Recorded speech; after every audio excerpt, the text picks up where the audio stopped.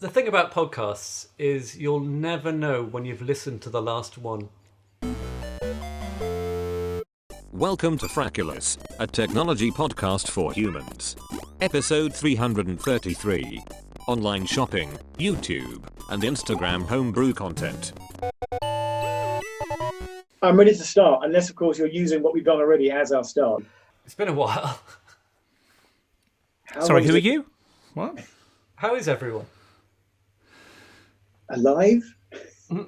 Which I'd is... say that. That's the kind of throwaway gag. But yeah, I'm alive. But now it's like, oh, really? I'm alive. But yeah, it has gravitas all of a sudden, doesn't it? Bloody hell. I think many people have probably questioned whether we were still here. Even the Twitter feed the other day was someone saying, hey, what's happening to Frackulous? It's great, but it'd be good to hear from them again. Are they still there? Well, yes, we are. Much to everyone's surprise. The thing about podcasts is you'll never know when you've listened to the last one.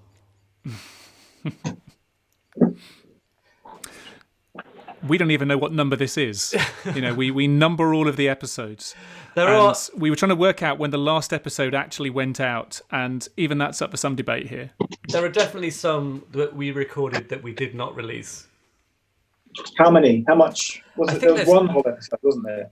I think there's 2 from 2019 that were recorded and not released, and I think there were a couple more from earlier than that.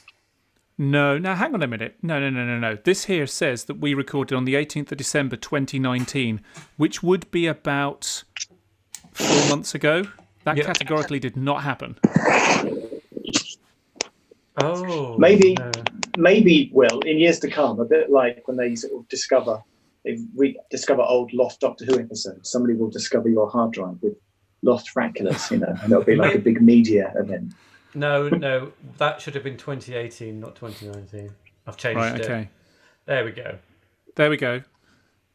Live updates, people, in the Slack. Very good. So yes, we are still here, which is great. I'm still in the house that I'd probably only just moved into when we last spoke. Jeff, are you still in your Southeast London flat? Still in my Southeast London manor, mate. Yeah, rocking it up.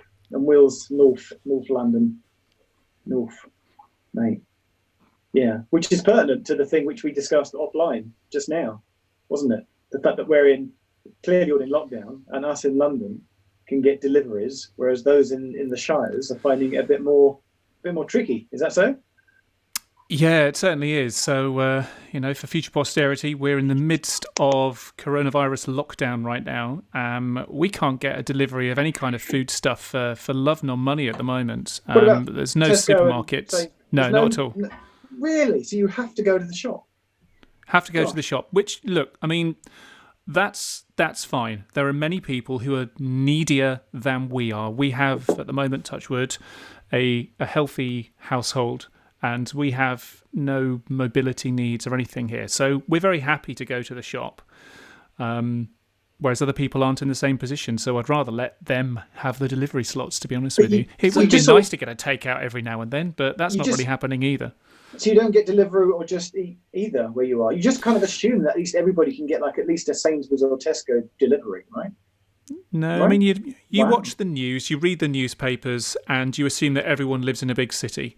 And I'm as guilty of that as anyone else, having lived in London for 20-odd years or something. But as soon as you move out into the sticks, which, we are relatively in the sticks, but certainly not in the middle of nowhere, but there's a lot of stuff that I took for granted. Yeah, it's about eating. What this virus has shown us is that the only shops that really need to stay open are pharmacies and then grocery stores, because people need to eat. So you kind of assume that everybody in the 21st century should be able to order an online delivery of groceries. So we've found that... So Beck's parents are up in Lincoln.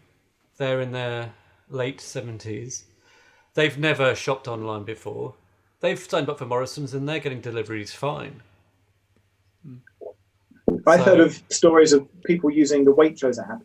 And the app's shut down now. You can't use Ocado or the Morrison's it was putting people in a queue for 2 hours or something to order. Yeah, they've solved it.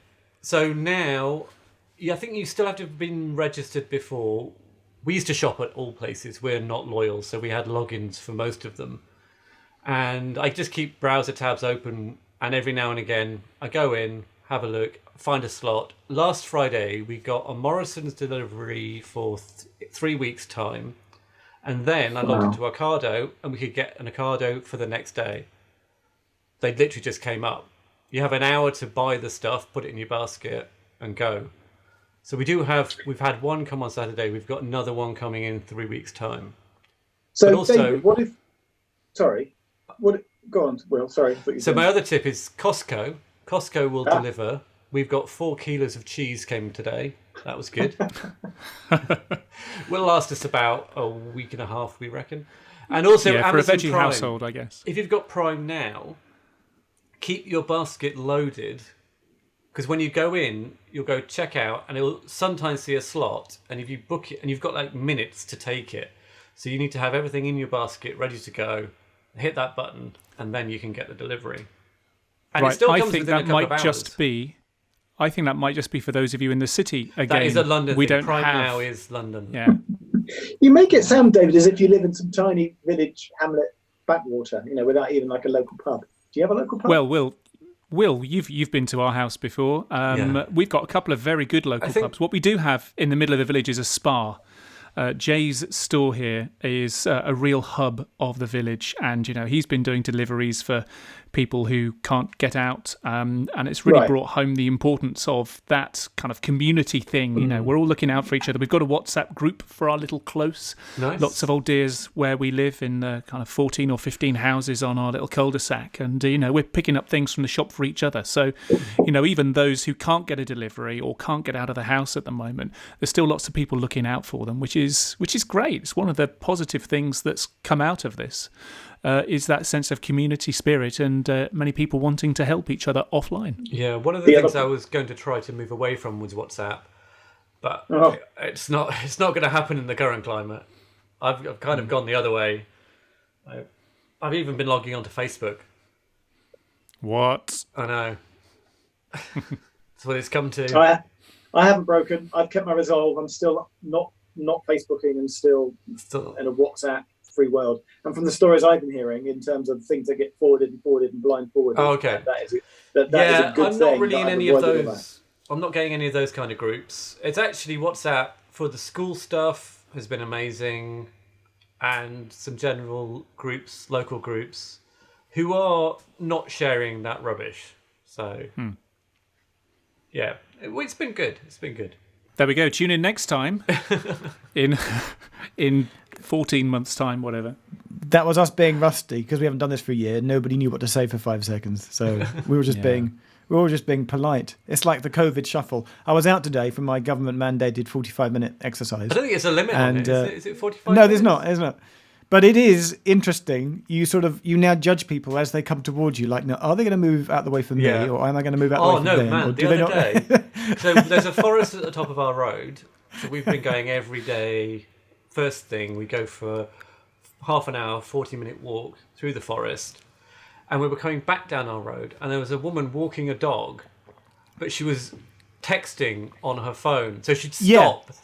So when we started going down our hill, there was a good distance, but then as she slowly kept stopping, and then she'd type away and then put it back, and it's like, okay, so we stopped slowing down, speeding up again, then she'd stop again. It's like, am I going to have to go round her? Yeah. There's a whole new social etiquette at the moment, isn't there? I've been walking in the middle of streets at the moment. That's kind of a thing that I've discovered. So watch out for cars. The pavements, cars are going no, stupidly fast around us. No, but there's no cars. Well, where I am, there's hardly any cars. Yeah, it was weird the other day. And they're going I've seen them going like 60 down the 20-mile-an-hour road out. Because it's got no bumps on it. That is true. So I had to do a hire car thing to take some supplies to an essential person the other day. So I hired a car for an hour. Yeah, and I did think there's no traffic on the roads. You could just are people speeding more? Are people just, but I think people's driving attitudes have kind of gone out the window because they're like, well, hey, empty roads. Yeah. So prior to lockdown, I had to go and deliver some phones to David so that we could continue working.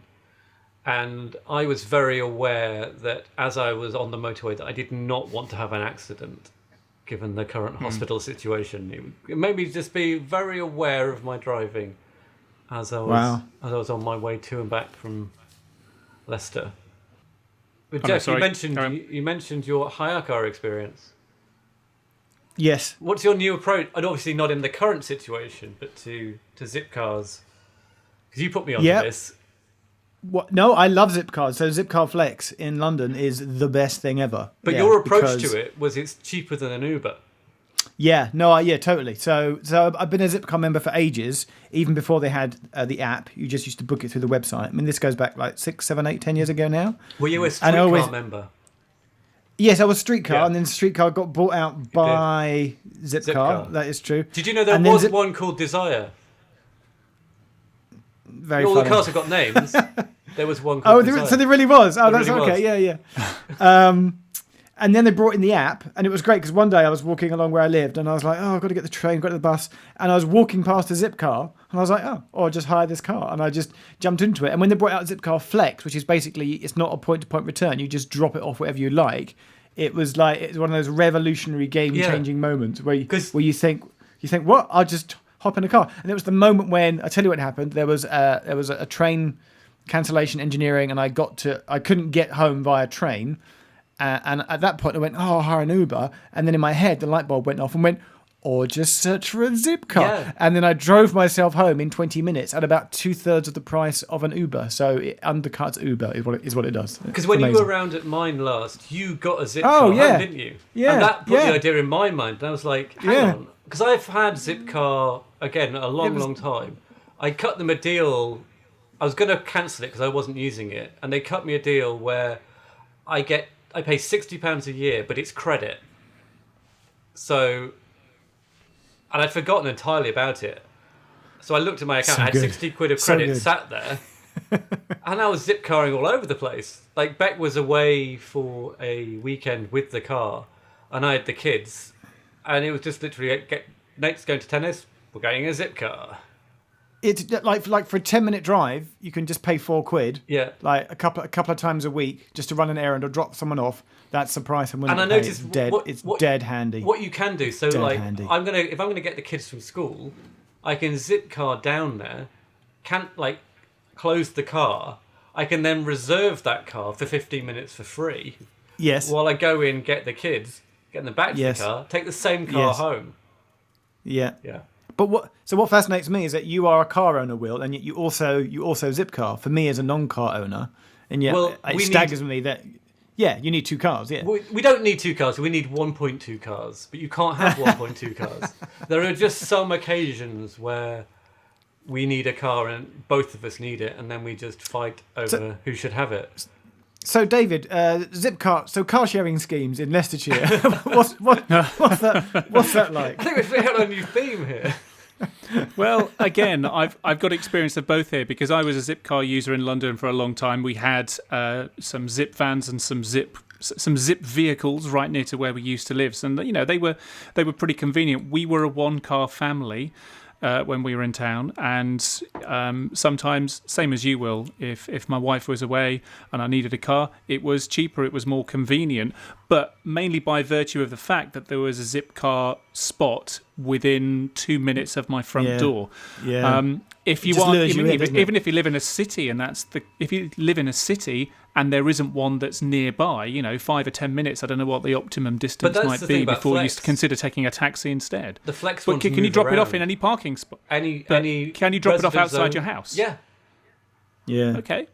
Yeah. And There's an app. You zoom and pinch it on the app, and it shows you with shaded areas where you can and can't drop off cars. But that's fascinating. They must have literally the amount of effort behind that. They'd have had to go to all the individual boroughs of London and gone, "Hi, we want to bring our car sharing scheme to your borough," and they've had to sit down and do planning and go through what streets you can and can't it's and also- plot it it's- all out. Yeah. That's For our immense. That's an borough- immense task that they've done that. That's For amazing. our borough, it's hit the right time because there are so many resident parking zones, and so if we don't live in the zone where our kids' school is, so we either have to get a voucher from somebody else, but that's like a couple of quid for a voucher.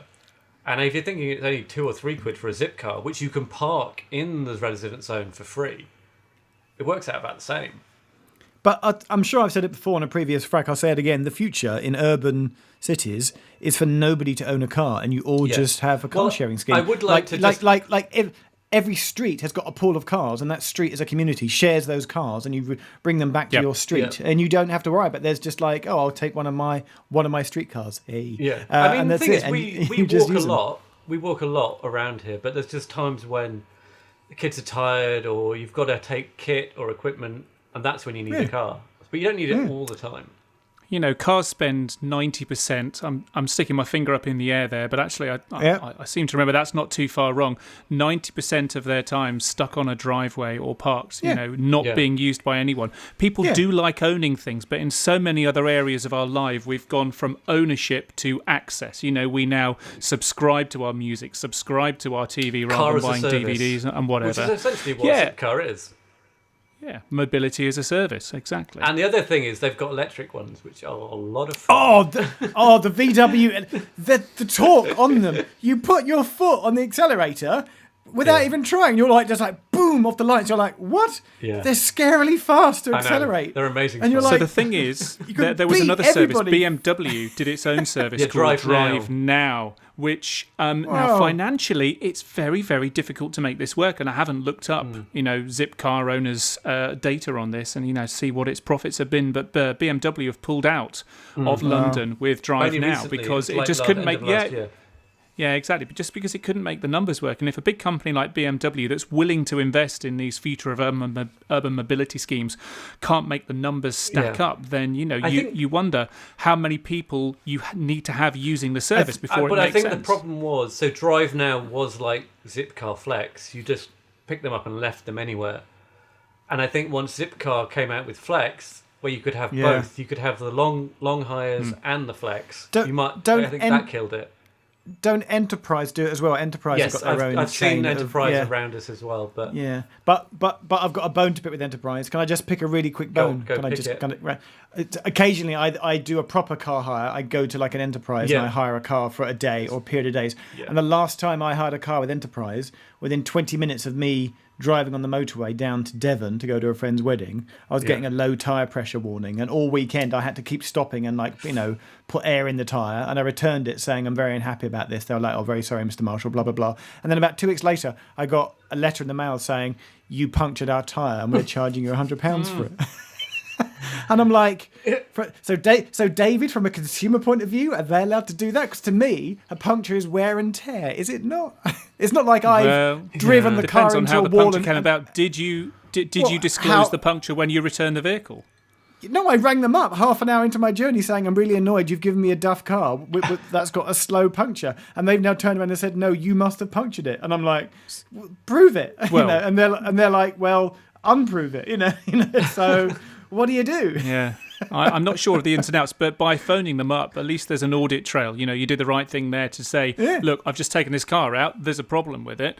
I would point them at that in your complaint back to them. Hopefully they'll be quite reasonable about it. Enterprise are a big enough firm to have hopefully fairly decent customer service over that sort of thing. You'd think, right? But you would think. Do you know? But isn't? Do you know what's terrible? I'm undecided. At the same time, there's so much going on right now, and we all know what's going on right now, right? There's a part of me that just thinks, you know what? It's actually not worth the time and effort and the stress to go through it, and just pay the £100. Isn't that terrible? That I'm just happy to bite that bullet. Yeah, there comes a point where you're just like, I mean, we've spent about £100 on veg boxes that haven't turned up, and eventually we will. Hang on. From whom? From Eat Fresh? From Abel and Cole? No, these are these. Who? So there's been a lot of This podcast is not sponsored by Eat Fresh. Yeah. There's a lot of Audible or NordVPN that would have been supplying restaurants. Or Dashlane. But because the restaurants aren't trading, they've got all this produce they need to shift. So they've tried to quickly pivot to selling direct to consumers, and it's not been seamless.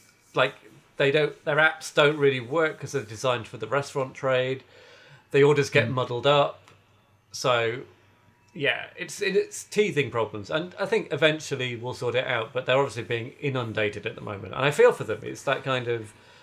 Is it going to change if this goes on for at least another month, which it will, by the way? Yeah, Are I our think- shopping habits going to change forever?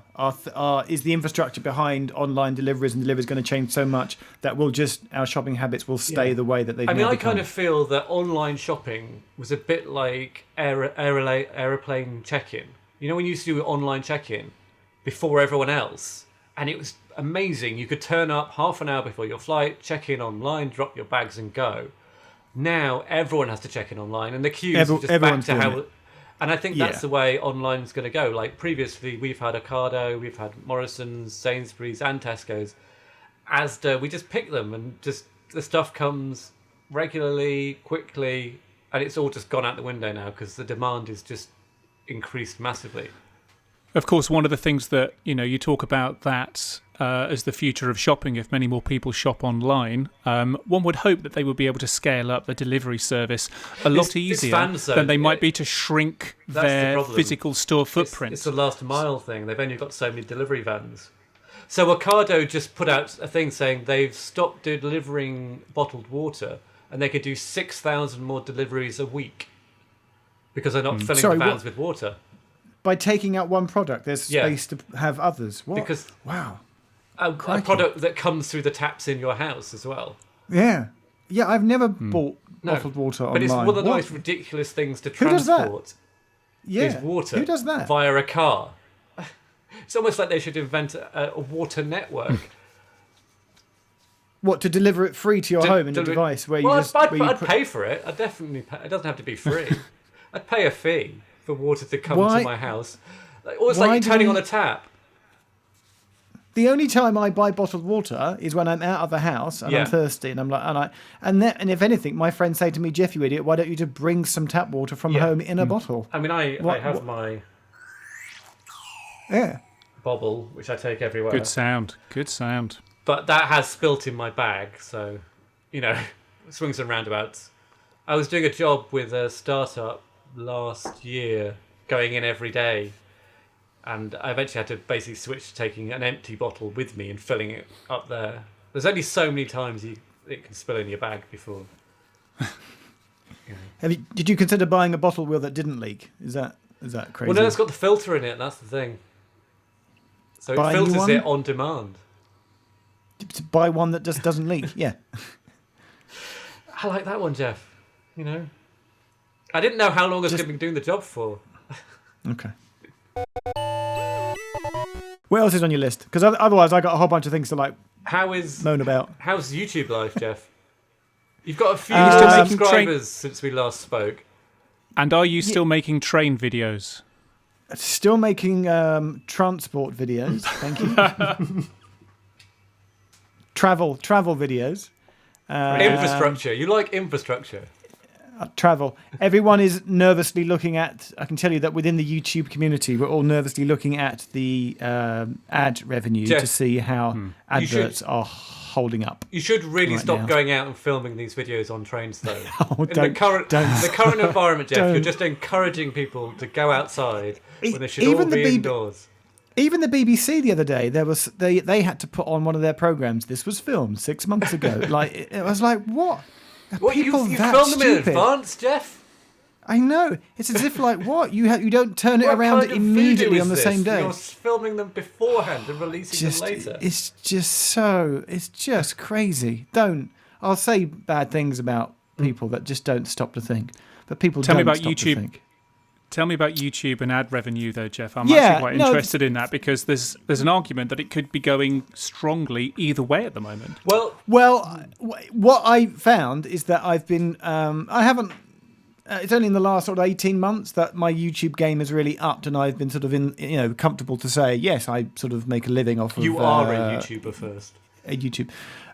What I found, I discovered that in January and February of this year, just gone, I had a dip where it halved basically. Oh, really? And I did some. Halved. It halved, yeah. And I did some talking to other people and research online, and people were like, no, this is like a common thing. And they run up to Christmas. That time of the year, or just every year it slowly builds up to Christmas, and then January and February it halves, and everyone's like really poor, and then you get a little March April boost again as people try and spend all their money before the end of the tax year. Okay, so it's to do with ad spend, not viewers. And then May through September it's solid again.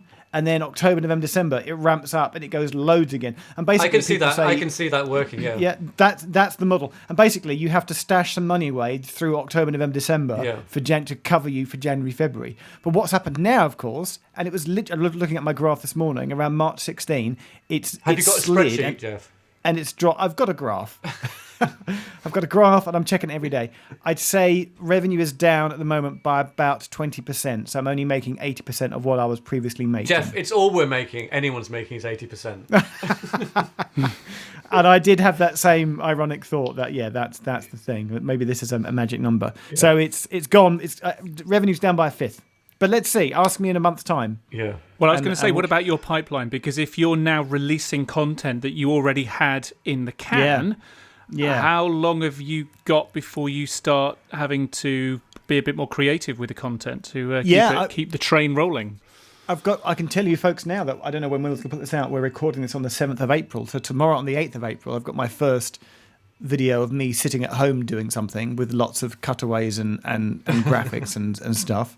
I've got one in the can. I've got another idea of something I can do. I've got an animation I can do. You've been doing the other station stuff.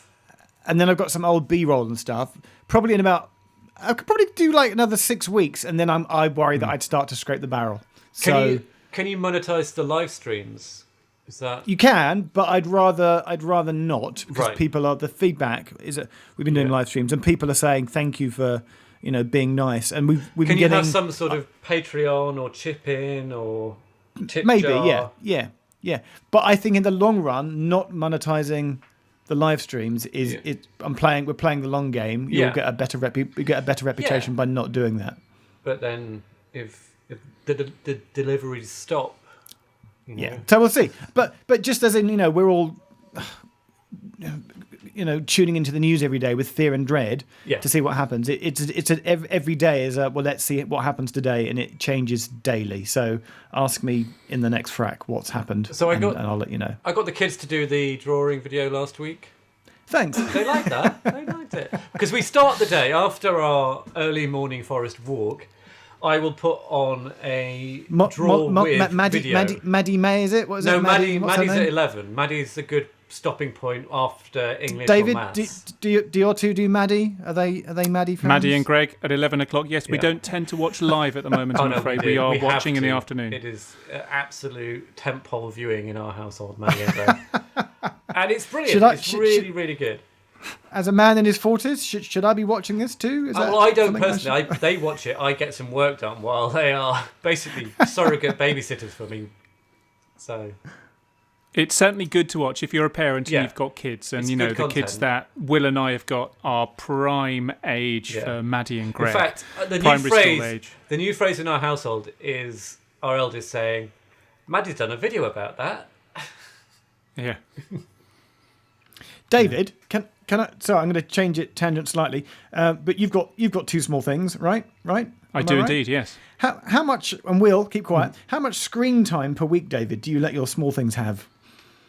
Is there a policy or a rule? Maybe a week. Maybe a week rather than per day would be easier to. Oh yeah, a week. Over a week, is there a McClelland policy? So I think there's 3 different answers to that. First of all, in normal life. Yeah, let's ignoring the current situation. Let's step outside that. No. I know where Jeff's I'll going go into with the this, others. So let's. I'll go into the others. Let's look at normal life. Remember that. So, in normal life, our kids at home don't really have any screen time during the week. Okay. My eldest daughter has an iPod Touch, and she's allowed, I think, half an hour a day at the weekends, and they might be allowed downstairs to watch television if they get up early on a Saturday or Sunday morning, and they'll watch iCarly or something else for a little bit. So I don't know about hours, but really it's not an awful lot. Since we've then moved into lockdown, when we were homeschooling for the first couple of weeks, TV did play a part of that. Well, I say TV, watching it on the TV, but doing the Joe Wicks PE in the morning, watching a Maddie and Greg, having a bit of chill time with the Nintendo Switch that we have in the house. That's actually been really therapeutic and, quite lovely to play some games on. And then where we are right now that homeschool is finished and we're in bona fide Easter holidays where we don't have so much of a structure. Oh, no, we're still in homeschool. It's a little bit more. We're denying Easter. Are you? I say this because Will knows where I'm going because I was around at Will's the other week and there was a white. There was a Before white the lockdown, that we must stress. Pre-lockdown, and there's a little thing on his fridge, and his children come along and they write in how many No, minutes they per don't day write they've down. had. I write it down. Oh, you write it down. But I just thought it was I really don't know how stupid. long anything takes. How long have you been on that? But- 5 minutes? But they 20. get like 6 hours a week or something, which is So, like an Jeff, hour a day. Jeff, How much is it? no, It's not a lot. It's 6 hours a week, but That like, doesn't seem like. like all good tax systems, there are incentives. So if they play a game together or do screens together, that's half, counts as half. So if they play Pokemon Sword and Shield together or Mario Party, they could get 12 hours. Wow. And any screen content that involves the entire family is free. So watching The Greatest Dancer, that's free. Playing Mario so if Party you sit as a and group, watch, of all four if of you us, sit and watch as a family, if we watch that the doesn't Studio count. Ghibli movie, that's free. So But where did have- the 6 hours come from? We Did just you stick a made it finger, up. the finger in the wind, or did you? Yeah, is this? I don't literally know what the picked it out of generally. the air and thought, let's see what happens. And it works because to It me it works. doesn't sound enough. Well, but- the main but the it's main enough. thing, the main rationale was because every single question was, can I do screens? And if the answer was no, it was when can I do screens? And so Right. the aim of the system was to remove that. It was like the only time you can't do screens is first thing in the morning before school. Yeah. Any other time, it's your screen time, it's your budget. If you blow through it in a day, you can do 6 hours in one day. You've got no screens for the rest of the week. Has that ever happened? Yep. First day, Nate literally did about 5 hours. He's just gorged. And did he learn from his mistake? No. I think he managed to get Emmy to eke out her last hour so he could spread it into 2. Right. Wow. And then now we've ditched it during the week because the days are so regimented anyway. So they have, like I said, Forest Walk first thing, YouTube Art until about 9:30. Then it's English or Maths. Then it's Maddie and Greg. Then it's back to the other English or Maths. Then they get an hour and a half of free time, screen time over lunch. And then it's afternoon activities that finish around 4:30, and then they're back into an hour and a half of screen time. Wow. And then weekends, I think we've said they're going to have 5 hours over the weekend, which is kind of what were half-term rules. They got extra time in the half-term. But we're just trying to, it's exceptional times, so I'm not really that worried about them getting too in depth with screens at the moment. I have to say, since we got Animal Crossing a couple of weeks ago, and since I've been working, which involves filming as well as recording podcasts and stuff, it's been, I'm not saying it's a babysitter, but if I just need a couple of hours, or if Kerry and I need a couple of hours, and we were both filming at the weekend, Animal Crossing has been both a therapy and for the kids, for us all, it's been a great game to play. That's I guess been a really good fit for what's happening in the real world at the moment, and it's whether it's escapism or what. I think it's been the perfect Easter game for us as a family to have had in the home. So What game? What was this again, David? Easter Crossing. talk This me is a game through called Animal Family Crossing. Crossing. So Because okay, here's right. my first question. Let's go back to basics. Why is it called Animal Crossing?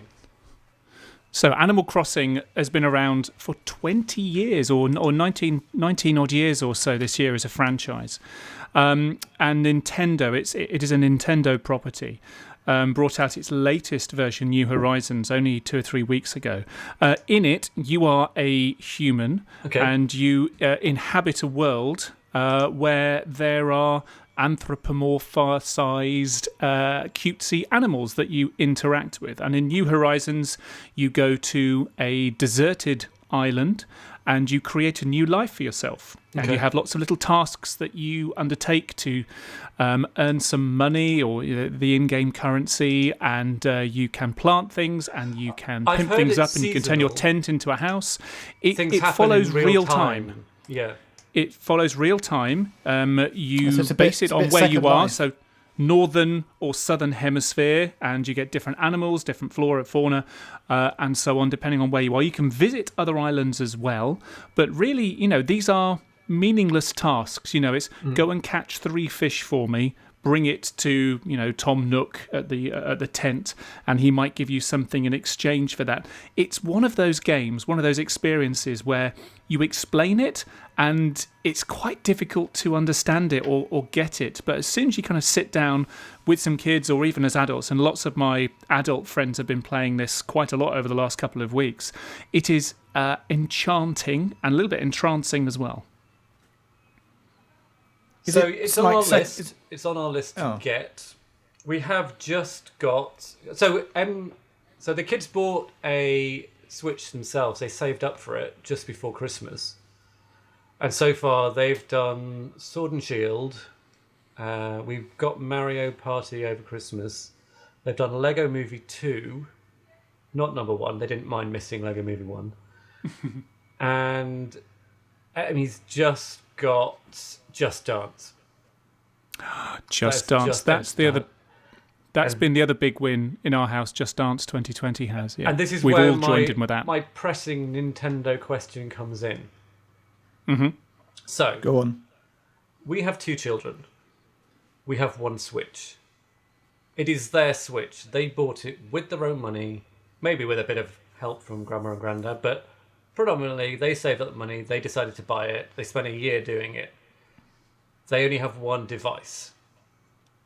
Now, to get extra content in Just Dance, I believe you need an account.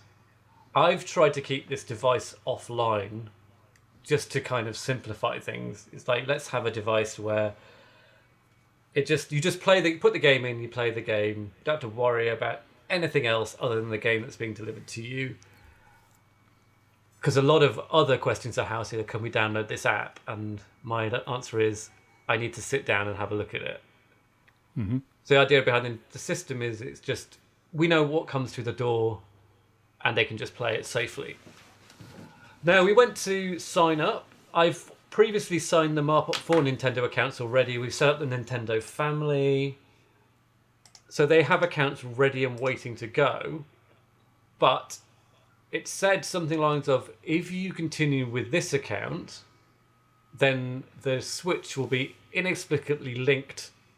Not the game, the device would be forever linked to this online account. Does that ring true to you, David? Perhaps. So I haven't researched this in great detail, and have you we've got had our yours Switch online? Because it's your Switch, yes, isn't it? we do. Technically. So we do have the. Yes, it's a family Switch. It was a present from grandparents, and I have an account where I am the parent account on this, and I created an account for my daughter in order for her to have her own profile on there and so on. But it needed to be linked, if I recall, to my account. Right. So I've already done that. I already have a master pet family account. I'm the head of the family. There are 2 child accounts that are attached to me, and Yes. their ages are already plugged into those accounts. So that's fine. Same as we I've have. got that infrastructure. But I'm just wondering which is the best account to sign into the device on. I mean, maybe it's mine. Maybe it's my Nintendo account. Well, so particularly with Animal Crossing, we actually switch between different accounts. So we've got 3 different characters in Animal Crossing at the Okay. moment. So they also, sorry, to skip back, they both have profiles on the device. That's right, yes. So when we want to switch... So I have got 2 daughters who both love playing the game, and they want to have their own characters and dress them up and make them look and have their own houses, make their own choices. So when one child has had their half an hour or so, they will switch over, change profile on the Switch, and reload the game. Yeah, and that's when they go in as a different character. So that's what they're still on the same island and still sharing things. Yeah. But yeah. So it makes me wonder what happens if we tie either Just Dance on a profile to an account, whether if the other person wants a Just Dance thing, do they need a separate account? I don't know. I just don't know. With Just Dance, I don't know. What I will tell you about Just Dance is that we signed up. Just Dance is by Ubisoft, if I recall. And we did sign up for a 30-day free trial of Just Dance Unlimited, I think it might be called. I think that might be what they wanted. Yeah, it's very, very good. And, I've been talking about video games on the radio recently, and particularly around the business models around them and where the revenue comes from. And very often it's from downloadable content. The biggest grossing game in the world at the moment is a free game, Fortnite. That's, that earns an absolute ton of money, yet it's free. It's all through the downloadable content and the in-game purchases.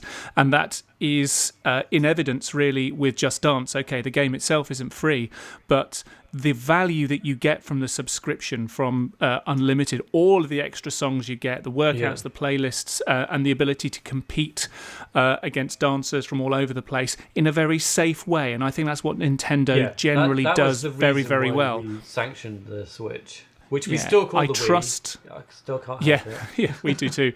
I trust Nintendo far more than I do the other platforms as a family gaming device. So, we've also set up a Microsoft family because I set up a Minecraft server for the kids to use, and the long-term goal was so that their friends could also join their Minecraft world, which I've got working, but it has one caveat. The biggest problem I found that I can't solve is you can't, if you allow your child to connect to servers, you can't specify which ones. I'm not a Minecraft expert. So basically, particularly a Minecraft server expert, I'm afraid. When you go to the server tab on Minecraft, first of all, it says you need a Microsoft account. You have to sign into that.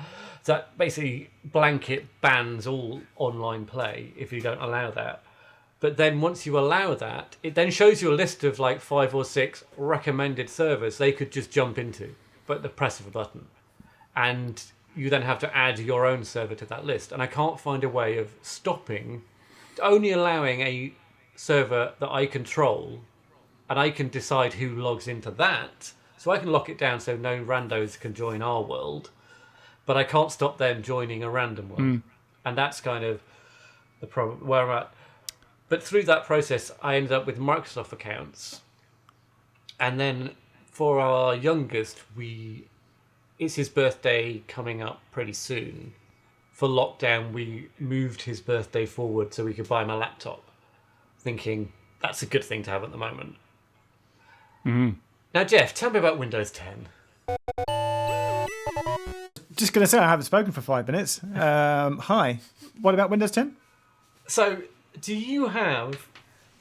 I mean, I've got so many questions. So many questions. But my most pressing one is... Yeah.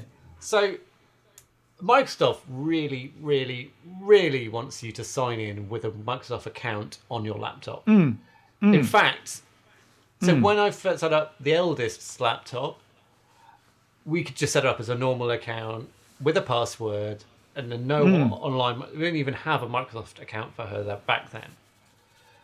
To set up this laptop, it was impossible. I googled this. You had to sign in with a Microsoft account, and then create a local account, and then delete the Microsoft account.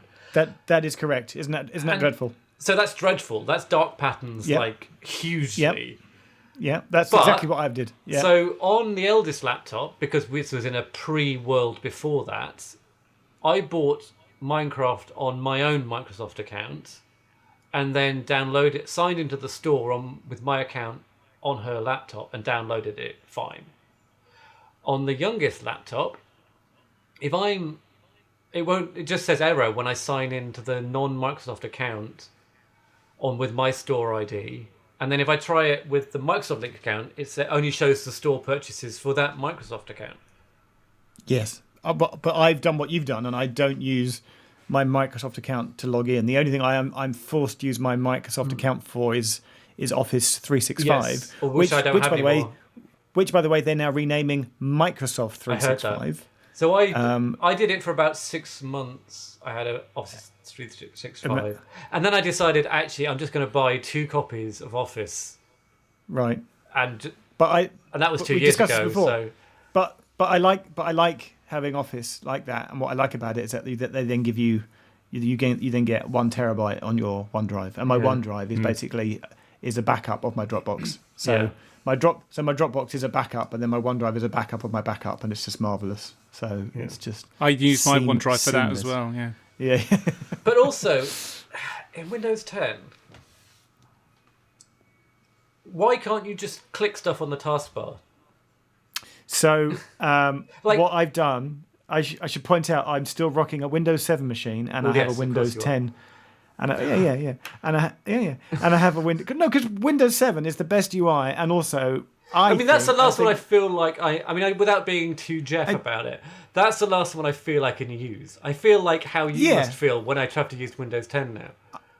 My Windows, hang on, I feel like I say this a lot. My Windows 7 box is blue screened once in 6 years, right? My Windows 10 machine is blue screened twice in 2 years. Right. So I feel like I'm based on. But it's the interface. I find the interface impenetrable on Windows 10. Yeah. Oh right. So what you do? Oh no. So what you do? No, I've totally skinned my Windows 10 box to look like Windows 7. But is this a legit thing? Is this an easy thing to do?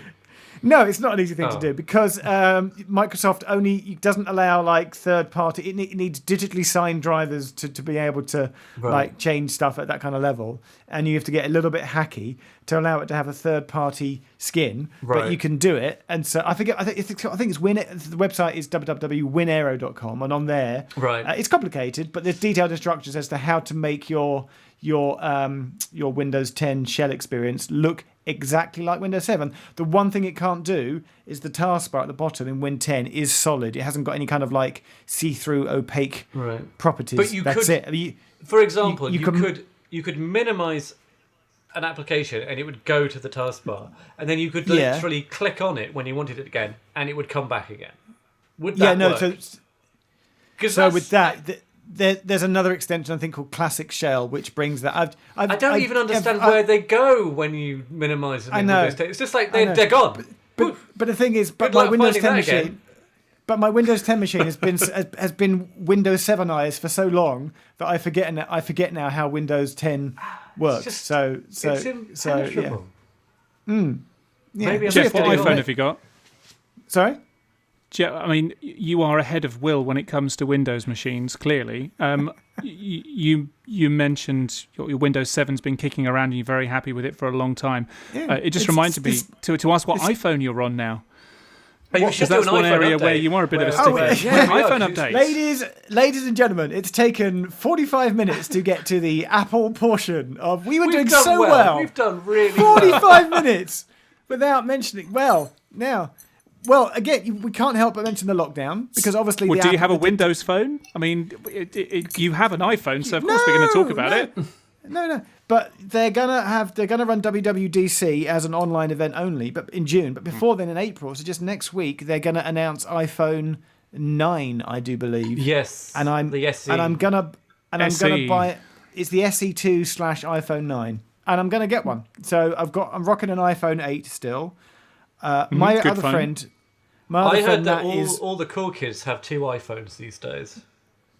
What, like the low end one and the high end one, and you use them in different environments? Yeah, I'm not gonna wait for the 12, which will obviously be September with 5G. So I will get a 9. But the main reason why I'm getting the 9 is because every time now Apple bring out a phone which has still got a button and Touch ID, I'm going to buy it. Right? But like this is going to be a 3-year turnaround like the SE. So if you want it, buy it now because it's going to have. It's the best time to own it. It's the best time to get one, because in 3, how will this be the last iPhone with a button? I don't think so. I think there are too many people like you, Jeff, who want. Will they always? Well, then they should bring back the headphone jack as well. Will there always be? Will there always be? will there always be a need for a low-end iPhone with a button? Because if so, I'm going to buy it. I mean, the one thing I've noticed is because our eldest has got an iPod Touch as well, and it doesn't have Touch ID. Imagine a world without Touch ID. Imagine how many times you have to enter the store password to download something. But that's what we used to do. Yeah. I know. So yeah, we used to get water from a well in the middle of the village as well. And now but it comes through our times taps. have moved on and got a lot more convenience. What? Exactly. Now it comes No, I from don't. Ocado. what's a tap? I just get mine delivered. Yeah. So you're on the 8, Jeff, but you've also still I'm got on the your 8. 6S. Oh, I've still got my 6S running iOS 10. Yeah. Yeah. Still works. It's great. It's a little bit slow. It's all right.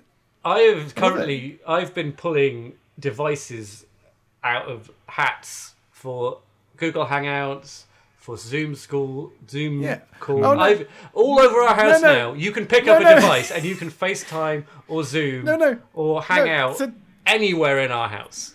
So the best one, what we've been doing, me and my friends locally in South London, we've been playing a lot of online games because normally we just go around each other's houses to play board games. So Saturday night board game night has turned into play online night. So, but one of my friends is all Android, and there's a particular. If you play Ticket to Ride, just going to plug the game. It's a great game where you sort of put down railways and you sort of conquer America with who can build the longest train line and connect up cities with railways. Of course, that's the game you're playing. Of course, it is. Of course, it is. It's amazing. It's a 5-player game. No, but what we do is that we have like we're doing now. We have a Zoom hangout or a Google hangout or a Facebook. We do FaceTime thing. But some of my friends don't. Well, one of my friends has only got an Android phone, so I lent them my old iOS device. Yeah. Someone else lent someone else. So you play the game. So you need 2 devices to play it. You need one to play the game on, and then another one for the so Zoom. you can then. So you have the Zoom chat, so you can see each other as you play it. Last Thursday, Little Boots did a pop quiz. And it was amazing. She had like 40 people on a Zoom call, and there was an app with quiz questions on it. Wow. While she did musical interludes. It was amazing. I've heard there's an app where you can do like real-time scoring, right? Yeah, we've had another one. A friend of ours did a pub quiz for us 2 Sundays ago. With like, it's an app for teaching. So, but it's being repurposed for pub quizzes. So we get on a Zoom call, their quiz master. You get a certain time to answer your questions, and it all gets totted up at the end. You do like 10 rounds. Yeah. And then, on the recommendation of Jason Snell, I'm hosting this Sunday's quiz night, and I'm going to do the text adventure. So every year, one of the highlights of my year is Jason Snell, Mike Hurley, and CGP Grey, for the Relay FM members, do basically a live text adventure, where Snell plays the computer, and Gray and Mike have to basically ask questions. Are we talking like Dungeons and Dragons style? A bit like the Hitchhiker's Guide to the Galaxy, you know that? Okay. Where your exits are north, east, you're in a room, pick up the... Yeah. So they do... There's basically this inventory. There's a company called Parsley, and they write these adventures where one of you plays the computer and everyone else plays the player. So I've downloaded those, and I'm going to host for our friends... we should. Can we do that one night? Can we have a Frackulous game night? We could do. We can't really do it because it's kind of ripping off Relay if we do it as a. I have to recommend a friend of mine, Gavin Inskip. He's also been doing a quiz thing, and his job, amongst other things, is as a warm-up act for various TV shows, various high-profile TV shows, something like Big Brother and Saturday Night Takeaway and all that sort of stuff. Unfortunately, that's all stopped for him. He was also Soho House's quiz master. That's all stopped for him as well. So he's brought his business online. So he's brought his business online. Gav Quiz is what he hosts. He's been doing them on Facebook, also on Zoom as well. I think he had about 20,000 people tune into his online quiz the other night. He had Chris Moyles, Chris Moyles. Yes, is it XFM? I should know. Radio X these days. Radio X, yes, that's right. As a guest on there, so he's going to get a different celeb on every week. It's really, really good fun. He does a good job of it, and it's people trying to make lemonade out of lemons at the moment. And for Gav, he's been He's running it off of OBS, and he's got lots of different feeds in there, and he's got music rounds. And from a technical point of view, it's quite a feat. The same as Maddie and Greg you mentioned as well. I know how they're running their show a little bit as well, and the number of different feeds and number of different cues that they've got while they're presenting. For a lot of native live streamers, that's I guess you kind of take that for granted. But a lot of people are learning new skills at the moment. I'm trying to corner the market for Instagram homebrew content. That's my current target. Hey, Will. Yep. Sorry. No, I've got to go in 5 minutes. I'm just saying. That's right. I was going to anyway document my homebrew process because I've been homebrewing for over a year now, and seemed like the perfect time. So I'm actually documenting week by week a 4-week process of a brew going from an empty bucket and a packet of hops into bottles of stuff you can drink. And I got a almost 50% completion rate of my 50 frame story. I was quite amazed that almost half the people that started 50 frames later were still watching. I've drunk your beer. It's very good. It's very good. I've actually I've perfected Why haven't now. I haven't. Where's my beer? I don't think you were drinking. No, you had some when you came round the other night. Did I? Oh, I did. Oh, okay, right. That I remember now. Sorry. All right. So okay. it's obviously good enough that you weren't aware you were drinking homebrew. So that's Yeah. Yeah. Is that what you're drinking at the moment? I am. This is a grapefruit. I've added grapefruit to this one. This has actually turned out quite nice. The one I'm currently doing will be hopped and grapefruit. So last one I did grapefruit in one half of the batch. I did hops in the other. Now, knowing that both of those work, I'm bringing them together to make a grapefruit hopped pale ale. Will. Yep. How many apps you got on your phone? You want to know how many apps I've got? I can't remember how many I had last time, but I've been waiting the whole hour to ask you. let's Can have I a just quick say? look. We can't finish without I've had that. I've had maximum restraint to hold that back, and now that I'm going in 2 minutes, I feel like I should ask you. So, are we going to have any guesses? Oh, over 500. I mean, it's always going to be over 500. Yeah, Okay, exactly. So It went down. It Jeff, dipped. It dipped. That was your guess, Jeff. So last time we spoke, whether it was released or not, it had gone below 500 because I'd kicked all the Google apps off my phone. That's right. And in lockdown, I've had to remove my anti-Google app thing. I've been logged into Google Apps for the first time in over a year. Ooh. Yeah. It's all right. Once 500 lockdown's over, my lockdown is coming back in again. 572. 570. 675. 675. It's Jeff. 581. Oh, 9 out. It's quite hey. close. Yeah. Quite close. Yeah. 581. And I'm on an iPhone 11 now, which is a nice, lovely phone. You're on the Pro, aren't you, David? I'm on the 11 Pro. Yes, not the Pro Max, just the Pro. I decided to because I was on the upgrade plan, and I had I lasted. I think it was a week of going. I don't need to upgrade. I'll just buy out the rest of my contract and own the phone. And then once I saw the wide angle shots, I needed the wide. But my most disappointing thing about this is the red is nowhere near as nice. It's kind of a cherry, and the other one was a deep red. Is it a product red? Yeah, they're both. The 10R and the 11 are both product reds, but the 10R was a much better red than the 11. It does look like a Bakewell slice, doesn't it? It's just too. It doesn't have the darkness of the other one. It's just a bit too chirpy. So, how are you finding the 11, David? 11 Pro. The 11 Pro's great. I'm making as much use of the 3 lenses on there as I possibly can. Yeah, I'm using the wide more than I'm using the zoom on my 10, I would say.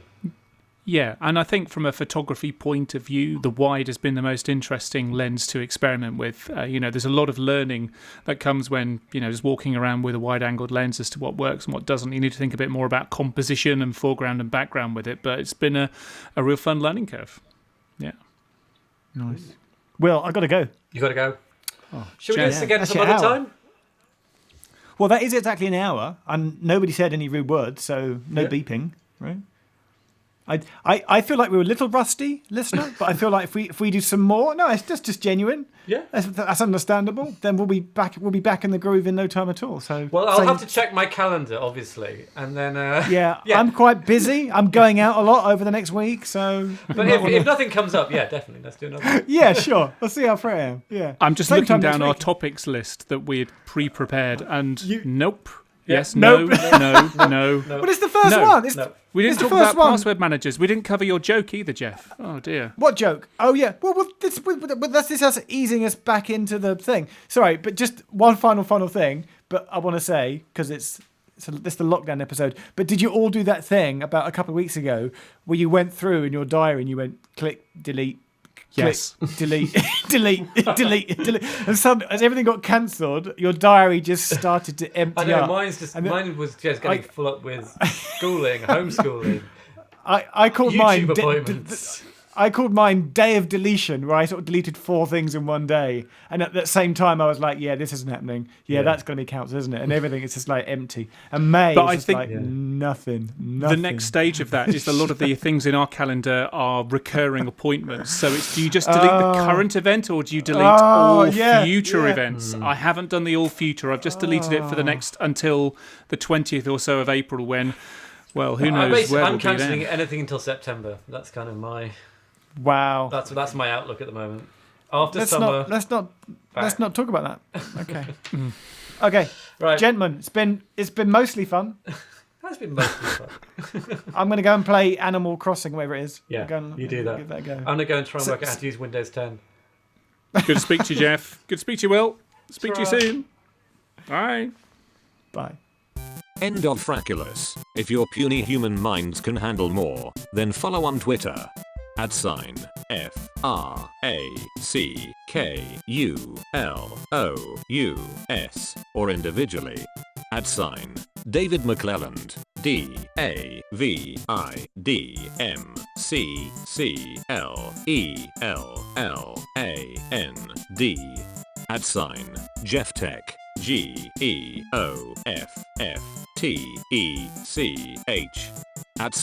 @Will Head WILLHEAD.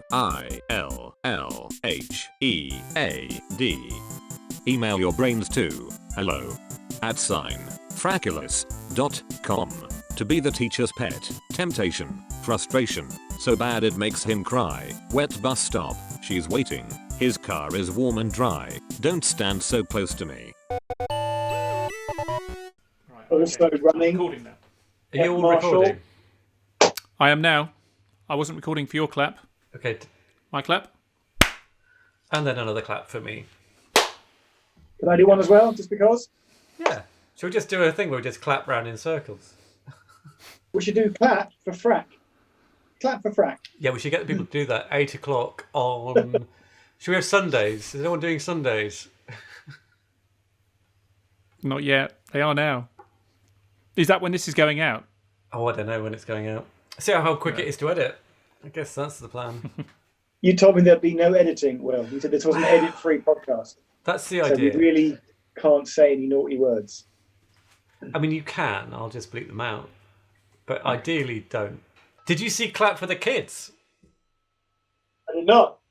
Now, I thought, the kids, clap the parents.